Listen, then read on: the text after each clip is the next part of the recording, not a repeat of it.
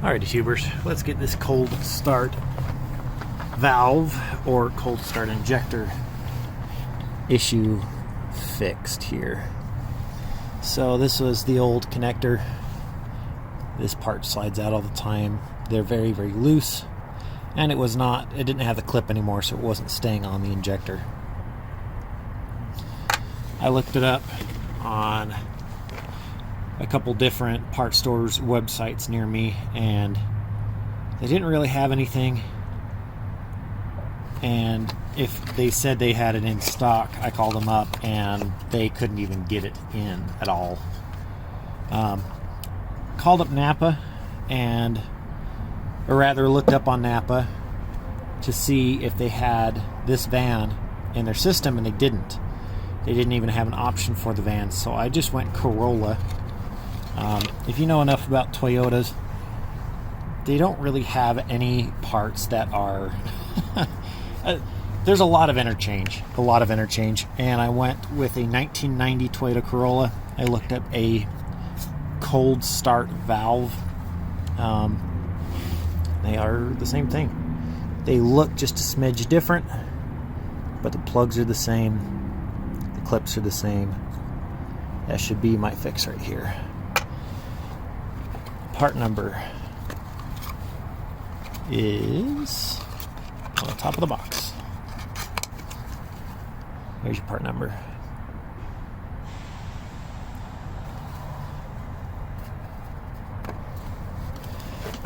Let's see if it plugs in here.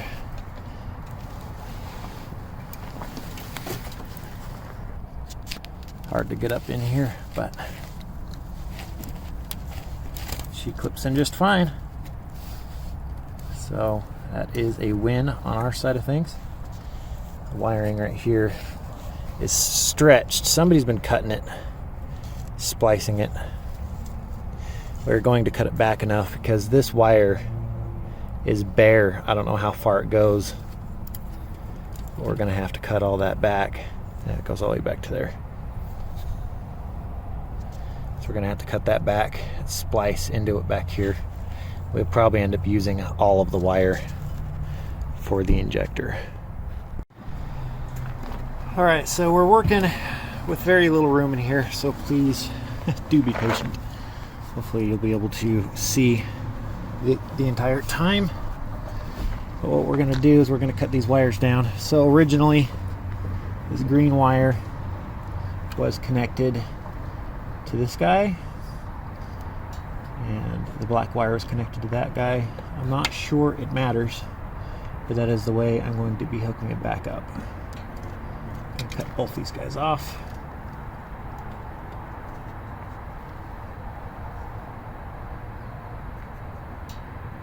There's one that's slightly thicker than the other.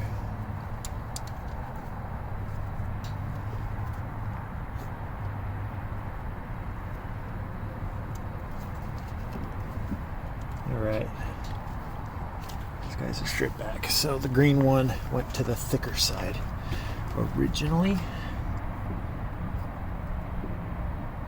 Again, that thing's just destroyed. Before we crimp the wires on, we are going to double check and make sure that this pigtail, this connector, is sending power to that injector. How we're going to do that, we are going to plug it in and supply it with 12 volts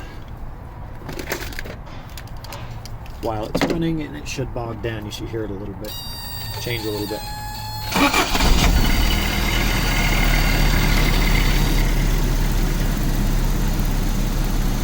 Just going to use a simple jumper pack for this.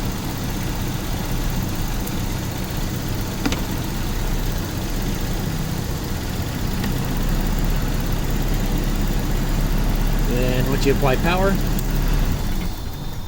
yep, it's definitely supplying fuel. It actually ended up shutting off.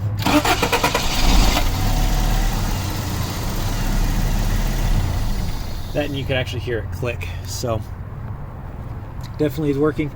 For those of you who want to know how to undo these connectors, you actually just push on them. It actually spreads the metal apart and will undo those connectors. So let's go ahead and crimp this wire on.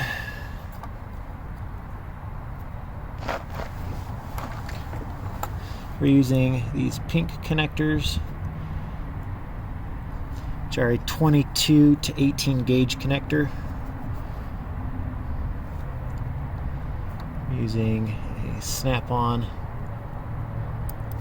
crimper. I like these the very best. They crimp the best. I like that style. They're very strong. There's a lot of different companies that are now carrying them that look exactly like this.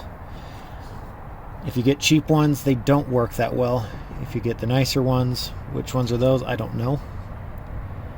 But I just bought them off the Snap-on truck, so I have them from Snap-on. So originally, let's look again. This guy's here. So it's going to be the one on the right side that's going to go to the thicker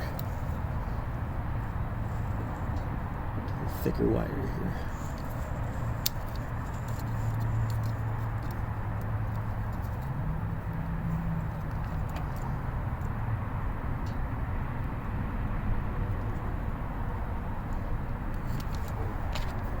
A little too long.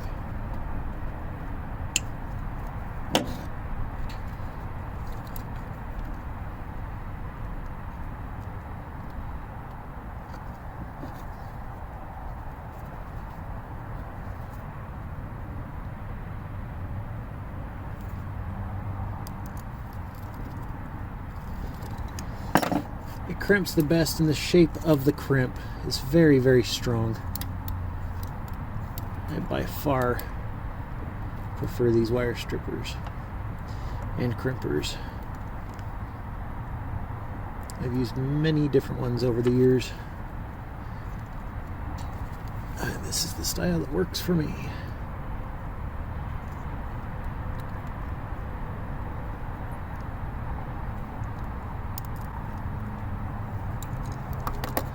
Okay, what you want to do next is a tug test. Once you put the wires together, you pull on them pretty hard. If you can't tug them out, then you've done the repair correctly. If you're able to pull the wires out of this, it was never done correctly. Ooh, I am so sorry. It was never done correctly, and it was never going to last. Either that, or it was going to give you intermittent issues, and it's very, very hard to try to hunt those down. So these ones are also have heat shrink tubing on them, so heat them up.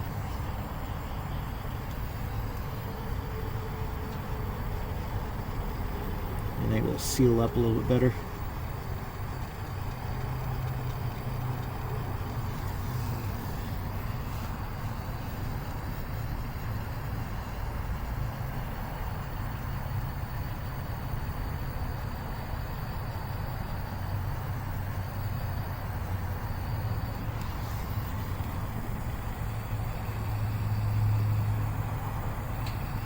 Alrighty, that is that guy repaired and fixed. Wish I had some long heat shrink tubing because I would have put it over this. And I also don't have any wiring loom. I will get some eventually though. I've got another project coming up, but I need some for. Make sure that guy's plugged in. I'm going to push the wires over this way. You know what, actually, I'm going to run underneath these wires here and then plug it in. There we go. I'm happier with that. And that, my friends, is a repair well done.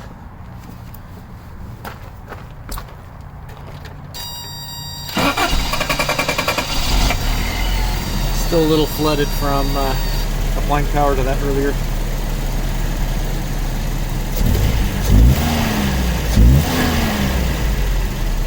Heck yeah, guys. Pretty awesome.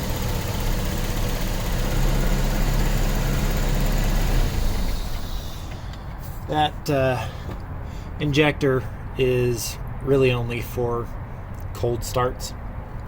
It's like turning the choke on. It helps with cold starts and such like that.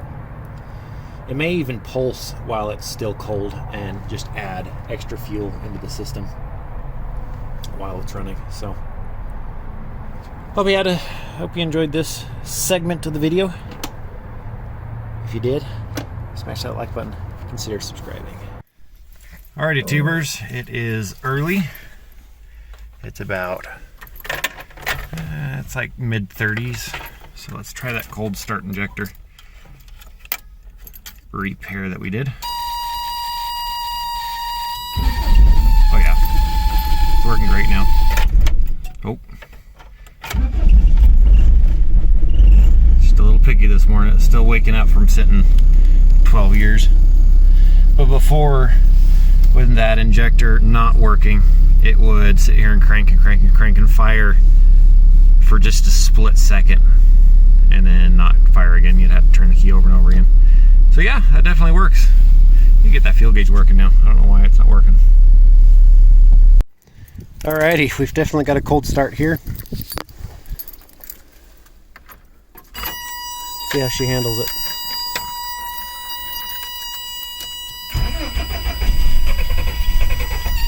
That cold start injector, I think, is still a little plugged.